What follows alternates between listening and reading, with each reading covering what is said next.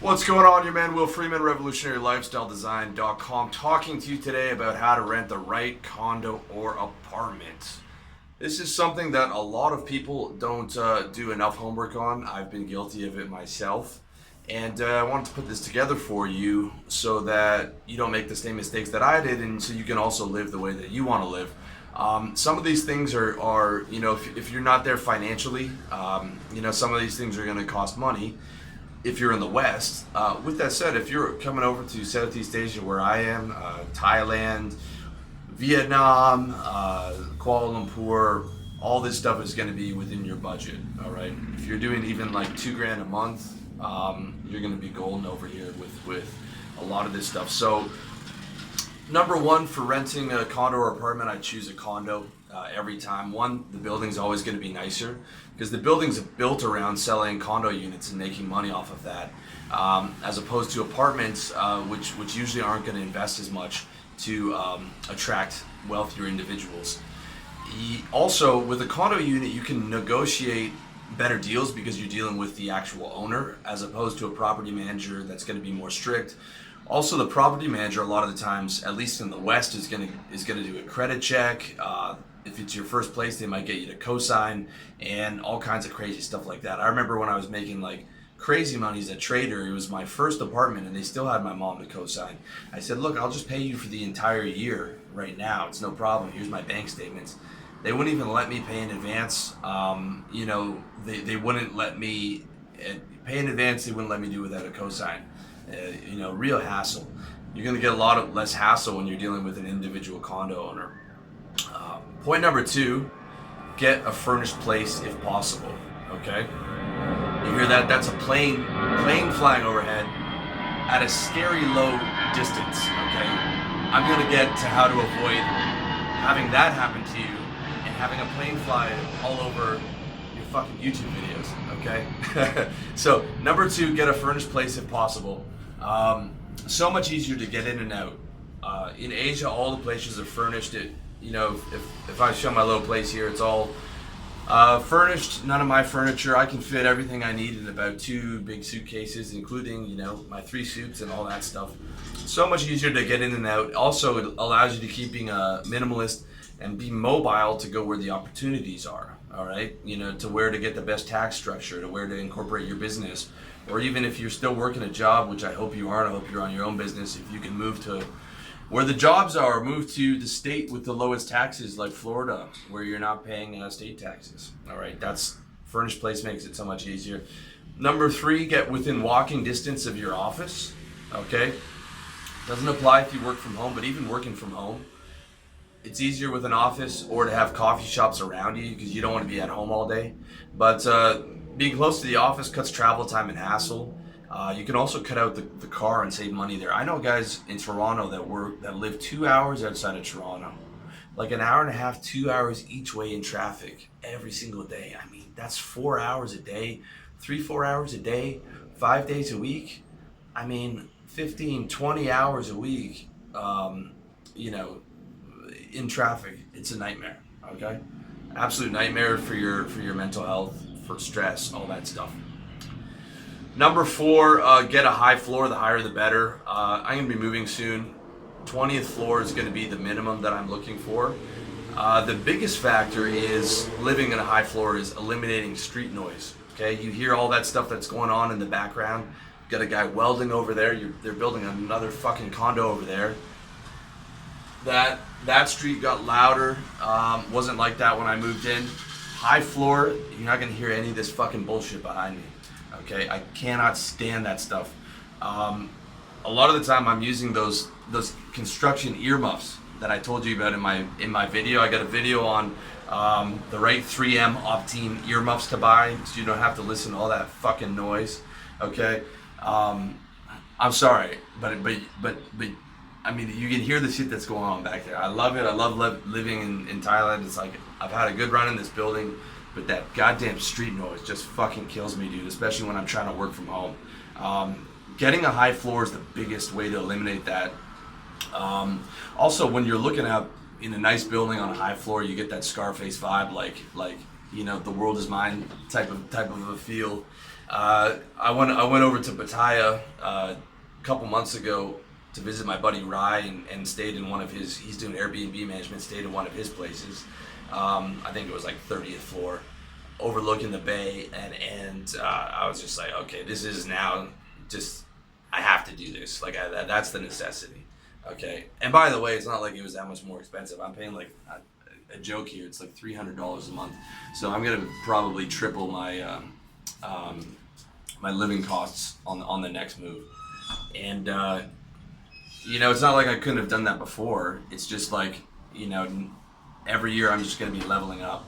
And I didn't realize until I went there how much of a factor it was. Just having that high floor with no street noise, and just having that nice view for psychologically is a big deal. Number 5, avoid facing highways or busy streets. So you want as much quiet as possible. My experience, this little soy here, which means side street in Thai, was quiet when I walked by. I did my homework, I walked by, but I didn't do enough. I should have walked by more, and I should have walked by at night, okay? Because the noise got worse here as time went on. I should have been able to see that. There's guys welding and working on bikes. But the night is even worse because, people just outside of their home or little shops, they'll just drink and start carrying on and making noise.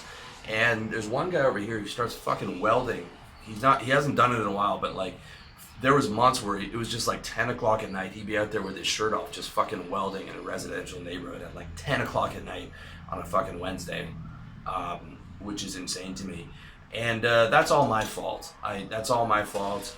I've been talking about moving forever. My friends laugh at me, but I've literally just stayed here out of just inertia and out of just the fact that like I'm just grinding most of the time anyways. But it's gotten to a point where I'll be moving the next couple months, and hopefully you guys won't have to put up with all that noise and fucking planes flying over like you have in my videos so far. But yeah, avoid busy streets. I thought that wasn't a busy street. I didn't do enough homework on that. But definitely a highway, is going to be a busy street. And do your research. Walk by there 2 or 3 times at different times during the day before you sign on that line. You'll thank me when you finally get a place that's nice and quiet. Although if you follow the tips on the rest of this list that I haven't got to yet, they'll further help you avoid noise and all that. Number 6 is rent a nice place, okay? And to avoid thin walls and young, noisy neighbors. I've lived in some terrible buildings, dude. When you just spend a bit more, okay, you focus on getting your income up. Add another $1,000 to your income and put that towards your place. Okay, I'm all for saving money, reinvesting in your business. But if you're gonna spend on one thing, make it be your environment. Make it be that condo where you're living. Even if you just give up the car, you can move close to the office or give up the car, put it more into a more nice place that you can be psychologically comfortable in. I don't have thin walls in this building. It's quite a nice building. There's no noisy neighbors, and that's just something that pricing will take care of. I look at these digital nomad guides here, for people on like how to live for, on $300 a month in Thailand. You're going to be living in such a terrible place with noisy neighbors and the garbage isn't going to be taken out. I mean, it's a really bad idea. You want to price that out and live in a place, live in a nice place, and you're not going to have problems with neighbors or thin walls. Nice places keep degenerates out, and that's what you need to do. Number 7, avoid being close to nightclubs. This is a funny story about my man Phil Hawksworth. He was living next to, and it's just up this way, next to the Seaman Pub, okay, which is a gay nightclub that was open past curfew. Like clubs are supposed to close at 12 a.m. in Chiang Mai. He was living close to them in a nice apartment called the Prestige, but they were just pounding house music till like 3 o'clock every night, and he was losing his mind because he didn't do his homework on that. And a lot of people don't do their homework on it. You move into a nice place downtown, and you get there for the first Friday night, and sound travels from a noisy club, and now that's what you're putting up with. This is something that I did do, but down that way towards Neiman are a couple clubs, and I was like, those clubs are far enough away from me that it's not going to be a problem. For the most part, that's true. But they are a problem when they are holding house music festivals, which they do every fucking month because there's 100 holidays here every month, and they hold these giant festivals with like fucking mind-numbing house, and that you can hear through. Neiman is sort of the nice area. You can hear that through like almost the entire Neiman area of just blasting that house music, and it'll be like, you know, Wednesday, Thursday, Friday night, just banging the doors down on that loud house music. So I'd done the research, but I wasn't far enough away. Next time I know that, like, you know, even being this close, I'm pretty far away is not going to be close enough. You know, if it's going to be a place where they have lots of festivals and stuff like that. So again, I take total responsibility for all this stuff. But avoid being close to nightclubs. Number 8, avoid living around construction or potential construction like the plague. If a building's being built next door, avoid it like the plague. Also avoid areas where it looks like condos are going to be developed. Like if you're in a new condo building and there's a bunch of empty land around you, and in the city that's building, they're going to build condos right next to you for the rest of your life. And your view's going to suffer. You're going to hear bang and jackhammering all day. It's going to be a mess. I thought I'd done that. If you look down, you see all these, you know, sort of little row houses here. I thought those were going to be there for a while. I was wrong. Okay, just over there was a nice little house of someone's, and they tore it down. And for the last 6 or 8 months, they've been building that building with like no safety standards at all. I mean, like, it's insane to watch, and it's just everyday noise from there. Okay. Another reason why I'm moving. That one I thought I'd done, right? I thought I had that handled, but I didn't have that handled. You know, again, sometimes things surprise you, but or things you couldn't plan for. But again, when you keep minimalist and you're staying in a furnished place, you can move. Also here in Asia, you can do 3 months, 6 months, 1 year leases. You can do shorter leases, so that if things like that happen, then you can move. So like ideally you do like a shortest lease possible, and then you like the place, the neighbors aren't noisy, then you extend that lease. Okay. Number 9, avoid a place facing into the courtyard of the building. Let's say there's like 2 buildings that you're living in, like, or your condo building is like, you know, 2 or 3 buildings facing each other.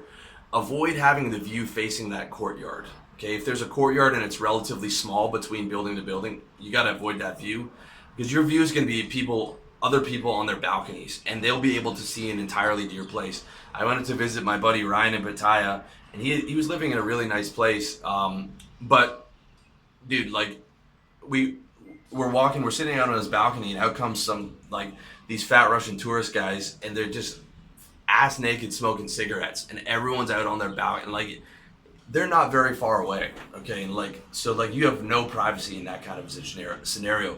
Also, when it's facing like the inner courtyard and there's grass and stuff, you're gonna hear that guy trimming the hedges all day, which is fucking annoying. Okay, street noise is just annoying. I mean, you can hear that shit. There's like 17 different types of noise here. I mean, thank God I have my earmuffs. Okay, those earmuffs, dude, those 3M Optime earmuffs that I listed for you guys in that video, they should be handed to you when you come off the plane in Asia, because they don't have the same idea of noise pollution and that type of thing as we do. So that's number 9. Number 10, live in a big building to preserve your anonymity. This isn't a very particularly tall building, and I'm always seeing the security guards and the staff and like everywhere. They see my comings and goings. They see if I'm bringing a girl back. I mean, it's too much. Okay, it's very annoying. If you're living in that big 30-story high-rise, okay, they're gonna have a rotating staff of people. You're not gonna see the same people every day. They'll have money to have, you know, lots of different people. There's gonna be so many people in the building. They're not gonna, everyone's not gonna recognize you and know who you are. You're not gonna have to say hi to people all the time.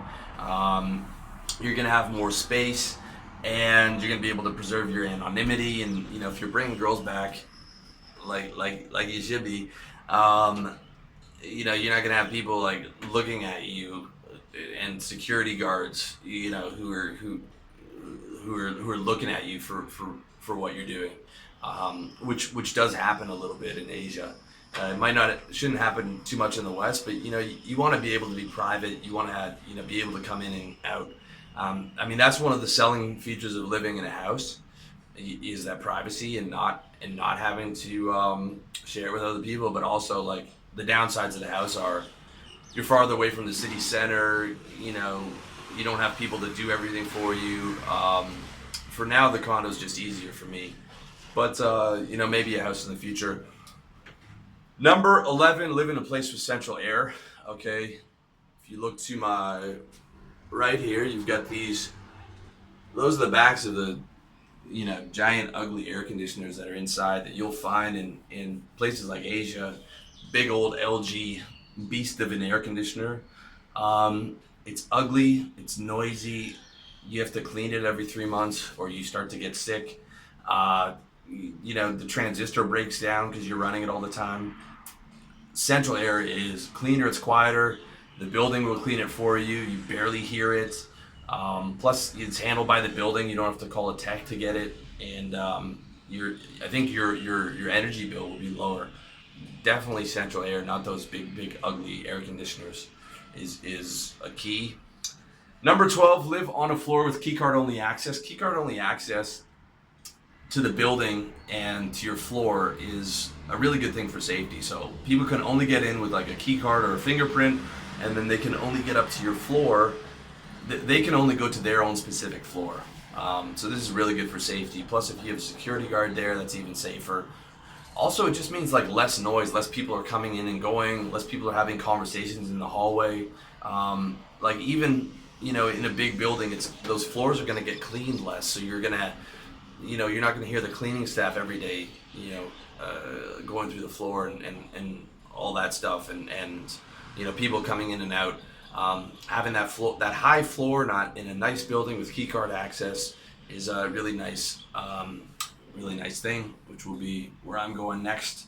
Probably in Bangkok, by the way, boys. I think I've had my fill of Chiang Mai here.